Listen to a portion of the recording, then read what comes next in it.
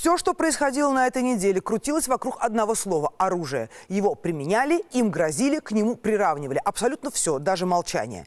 И мы все вместе именно на этой неделе задавали себе вопрос: а если завтра война? Сейчас уже понятно, нет, завтра войны не будет. Все, что должно произойти, произошло. Американцы долго собирали коалицию, уговорили британцев и французов, выпустили по Сирии больше 100 ракет, бомбить пытались десяток объектов. Под Дамаском какие-то склады и исследовательский институт, под Хомсом снова военную базу Шайрат, как в прошлом году. Объяснили это попыткой разрушить склады якобы с химоружием, вертолетные базы и вообще показать Асаду его место. Никого не убили, только ранили 4. И тут начинаются трактовки. На Западе уверяют, что все удары достигли цели. Мы заявляем, что уничтожена 71 ракета, причем сирийскими системами ПВО, купленными еще у Советского Союза. С-200 самое современное, что у сирийцев было. На Западе уверяют, что специально так неприметно отбомбились, просто посылали сигнал. Мы считаем, что сирийцы молодцы, отбились. Но давайте пошагово проследим, как все разворачивалось.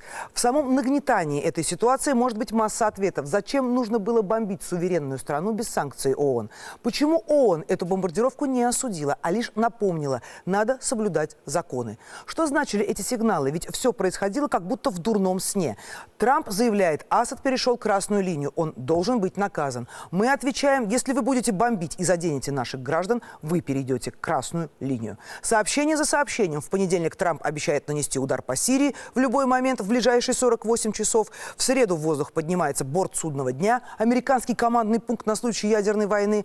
В ООН настоящая битва. Мы требуем остановить агрессию, американцы требуют остановить Асада. Мы показываем документы, доказывающие, что химатака под Дамаском – инсценировка, американцы – видео и фотографии из соцсетей. Мы свидетельства врачей с места, они рассказы правозащитников, живущих на деньги Лондона. В этом тупике даже не слышат слов экспертов ОЗХО. Приедем и разберемся.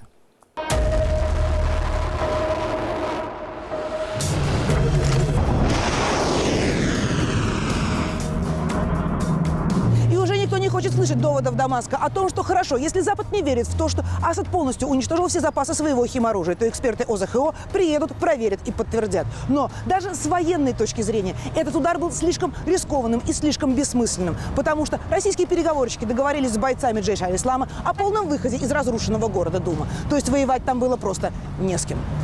И напряжение уже таково, что для Третьей мировой хватит одной маленькой искры. И американцы уже подтягивают 2 своих военных корабля к сирийскому побережью. И один из кораблей уже стоит в 100 километрах от нашей военной базы Тартус. По всем международным правилам, если корабль подходит меньше, чем на 150 километров к военной базе партнера, то есть на расстояние удара, он обязан информировать, зачем он пришел. Американцы стояли молча. За 3 часа до удара Ники Хейли заявляла: решение не принято, оно может быть любым. Белый дом добавлял: мы можем ударить, можем не ударить. В любом случае Асад расплатится, а вместе с ним и Россия, с которой мы готовы к диалогу. Ведь создавалось впечатление, что Трамп не может принять решение, бомбить или не бомбить. А волнообразные изменения его настроения раз в час зависят от того, кому из советников удалось до него достучаться. И все, кому звонит Трамп по международной линии, говорят одно: а у вас доказательства есть? Трамп явно не хочет слышать этот вопрос, поэтому не советуется даже с Конгрессом. Мы продолжаем следить за информацией, продолжаем собирать ее и дальше оценивать. У нас нет данных, которые мы могли бы предоставить в данный момент. Мы не можем все опубликовать, потому что пока это секретная информация. Когда мы слышим, что есть факты, мы никогда вам их не скажем, это означает, что это ложь. Никаких реальных фактов не существует. И Трамп звонит Терезе Мэй. За ней должок. Она же только что без доказательств уговорила Трампа поддержать высылку российских дипломатов. Ей явно для очистки совести хотелось бы тоже услышать какие-то слова, кроме вопросов своих министров. Доказательства есть? Слово берет Тони Блэр. Сам однажды уже вместе с американцами бомбивший ближневосточную страну Ирак. Сам однажды уже заявлявший: мы знаем, что у Ирака есть химическое оружие, и он его применит. Сам однажды уже извинявшийся перед британцами: ничего не было, я вас всех обманул. И теперь Тони Блэр объявляет: у Сирии точно есть химическое оружие, мы точно должны ее бомбить. Если мы не будем бомбить, мы пожалеем. Судя по тому, что он сделал с Ираком, он об этом не жалеет. Блэр прекрасно понимает, что на этот раз роль пробирки с белым порошком играют СМИ, которые забивают все заявления Дамаска. Мы обнаружили в Восточной Гуте фабрики химоружия. Остановитесь. Он уже разбомбил Ирак, и, что характерно, тогда Буша президент Ширак не поддержал. Зато теперь Трампа яростно поддержал Макрон, у которого якобы есть доказательства, но тоже такие тайные, что показать может только видео из соцсетей, и которому очень хочется стать лучшим учеником. Все остальные очень осторожно относится к тем предложениям, которые исходят из Белого дома, а Франция, наоборот, принимает любые предложения на любых условиях. Просто хотят подтвердить: мы ваши клиенты, мы готовы сделать все, только нас не забудьте, когда нам это будет нужно. Объяснение, почему Сирию не разбомбили еще 7 лет назад, у Мадлен Олбрайт. Она тоже знает, о чем говорит. На ее совести первая в послевоенной истории бомбардировка Европы. Она бомбила Белград. Обама не стал бомбить в свое время Асада, потому что ему не позволил Конгресс. Он хотел, чтобы все было по закону. И вот результат. И это практически отпущение грехов. Ведь Трампу объясняют, законы пишут победители. Американцы сейчас не хотят помнить, что один раз таймер по Сирии они уже запускали. Тогда Обама обещал бомбить Асада за то, что у того было химоружие. И это был политический тупик, потому что он разрешение на бомбардировку не давал. И тогда путь из этого тупика указал Обаме Путин, потому что он пригласил экспертов ОЗХО уничтожать оружие, и Россия гарантировала это уничтожение своим именем. И тогда Обама был Путину благодарен. Сейчас, судя по всему, у Трампа совсем другие намерения на этом рынке вооружений, и он ни с кем не собирается торговаться. И поэтому Трамп сейчас предпочитает во всем винить именно Путина, заявляя, что его гарантий было недостаточно, что в результате Асаду удалось обмануть и Россию, и ООН. Есть у Трампа какие-то доказательства? Конечно, нет. Почему он так заявляет? Почему он заявляет это и тем, с кем ведет торговую войну, что до него все президенты Америки были глупыми, и они заключали сделки, которые были невыгодны для Америки.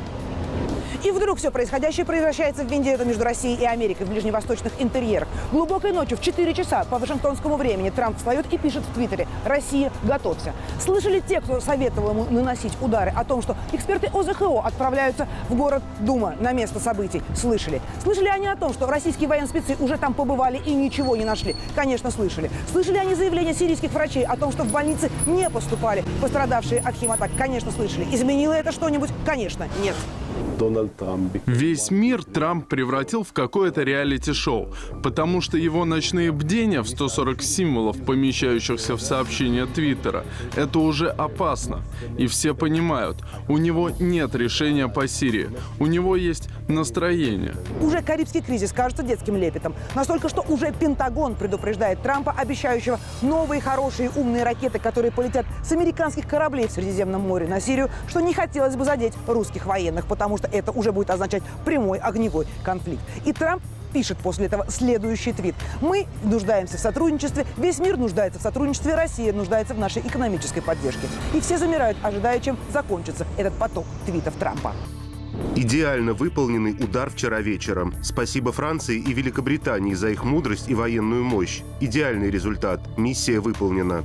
Совершен акт агрессии против суверенного государства, которое находится на переднем крае борьбы с терроризмом. Россия самым серьезным образом осуждает нападение на Сирию, где российские военнослужащие помогают законному правительству в борьбе с терроризмом. Своими действиями США еще больше усугубляют гуманитарную катастрофу в Сирии, несут страдания мирному населению, по сути, потакают террористам, 7 лет терзающим сирийский народ, провоцируют новую волну беженцев из этой страны и региона в целом.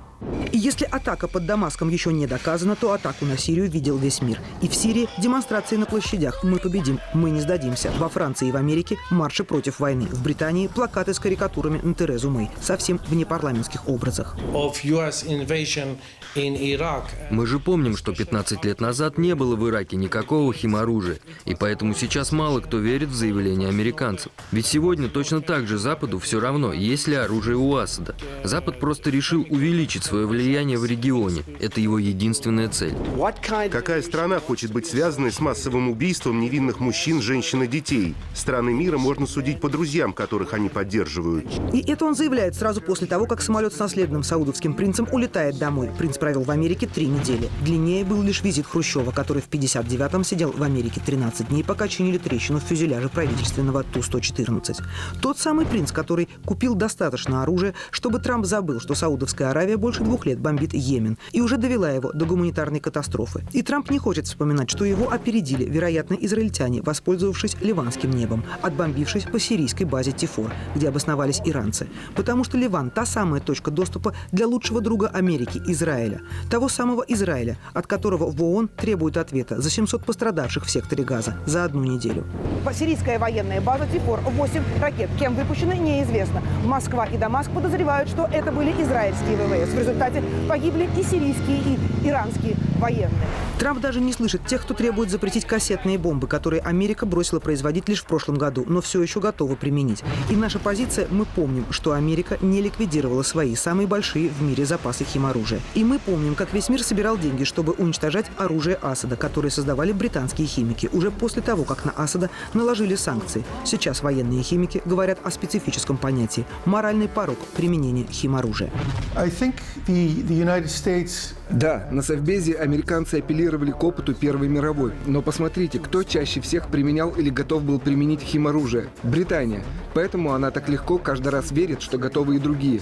И ведь когда в первый раз в 2013 году Обама хотел бомбить Асада, кто его поддержал? Только Британия. Она заявила об этом мгновенно. Вам не кажется это подозрительным? Потому что в Британии до сих пор прекрасно помнят, как Черчилль еще в 20 году писал: «Я не понимаю этой брезгливости в использовании газа против туземцев». Он требовал травить горчичным газом восставшие против британского господства племена Месопотамии. Горчичный газ – это химоружие. Месопотамия – это территория между сегодняшними Ираком и Сирией. А Черчилль до сих пор для британцев икона стиля. И почему-то ни Лондон, ни Вашингтон не понимают, почему Москва занимает такую жесткую позицию в отношении их желания наказать Асада за возможное применение химоружия. Здесь наша логика проста. Россия своим именем гарантировала, что Асад под наблюдением международных экспертов уничтожит свое химическое оружие. И мы уверены, что он свое слово сдержал. Если теперь спокойно проанализировать весь этот удар по Сирии, который показался началом Третьей мировой, то, понятно, Россия проявила сдержанность. Американцы теперь не могут разобраться, что говорить и как. То они заявляют, что сами предупредили русских, то не предупреждали. Французы говорят, что они были связными, турки, что они, понятно, в результате одно. Хотели только громкого эффекта и поэтому отбомбились так, чтобы даже случайно не задеть русских. Для Пентагона это и было самым страшным. Трамп же не хотел войти в историю президентом, у которого потопили все корабли из-за конфликта, который устроила Америка без разрешения ООН. Вероятно, это единственный урок истории, который сегодня выучил Пентагон. Еще в бывшей Югославии, когда наш контингент налегке занял аэропорт Слатина во время Косовского конфликта. Тогда, уверяет командовавший нашими подразделениями еще майор Евкуров, не хватило политической воли удержать победу. Сегодня в Пентагоне знают, все изменилось. Мы просто выполнили свои обязательства военно-политического договора с руководством другого государства. Мы такую помощь оказывали в свое время Вьетнаму, Афганистану. А в современной России мы такую помощь никому же не оказывали. Мы сами нуждались в помощи. А сегодня мы можем с любой точки территории России в любую точку мира нанести удар. Какого угодно. С надводного, наземного, подводного, с любого положения, с космического положения. Конечно, это нашим врагам не нравится. Но вопрос в другом, насколько они быстро опомнятся, поймут, что нельзя с нами так поступать, а лучше быть с нами партнерами. И ядерная демонстрация силы Владимира Владимировича на послании именно было связано это не для руководителей, а для народов, европейских государств, для народов Соединенных Штатов Америки. Чтобы им сказать: вы успокойте своих лидеров-то. Тогда и нам легче было бы жить там в стране, там, и народам Европы, там, мира было бы намного легче. То есть мы помогаем, в результате каждый раз по версии западных партнеров мы и виноваты в том, что происходит. Что это? Но это циничность самой политики так называемых демократов Америки не сегодняшнего дня, это все время идет. А цель? Цель – постоянное напряжение. Никому не хочется, чтобы арабские государства жили в мире и согласии. Они создают всевозможные варианты, чтобы показать, что мы зверствуем, они там такие хорошие ангелочки. Поэтому здесь в любом случае сегодня и завтра это все не закончится. И, конечно, до мира, до спокойствия в Сирии, к сожалению, там, если недалеко, то не близко. Эксперты ОЗХО уже в Дамаске, и они точно так же, как и Россия, гарантировали от имени своей организации, что у Асада химоружия нет и не будет. Они за это получили Нобелевскую премию мира. Почему не приехали раньше, когда мы их просили еще год назад, когда американцы обвиняли Асада во лжи и бомбили базу Шайрат? Непонятно. Зато приехали сейчас. Почему не приехали раньше? Непонятно, ведь следы химоружия исчезают очень быстро. Вся эта история с уничтожением оружия Асада была в принципе странной. Почему ОЗХО решил уничтожать его на кораблях? Почему хоронили в Средиземном море бесконтрольно? Насколько сейчас независимая организация? Скажу на своем примере. Я создавал ее как независимую. И я точно знал, что у Ирака химоружия нет. И я явно разрушил какие-то планы Буша. Потому что после таких заявлений меня выгнали. Надеюсь, сейчас эксперты смогут поработать нормально.